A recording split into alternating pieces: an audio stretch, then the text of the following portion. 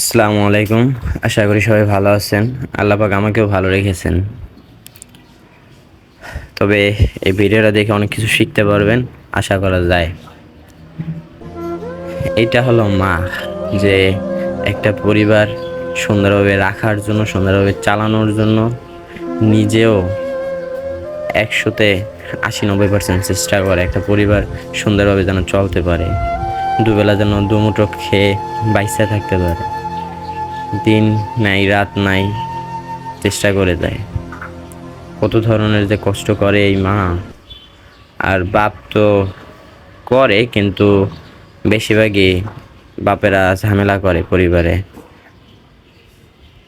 তবে আল্লাহ পাক আমাদেরকে ভালো রেখেছেন, এই জায়গাটা থেকে শুকরিয়া আদায় করা সবারই উচিত।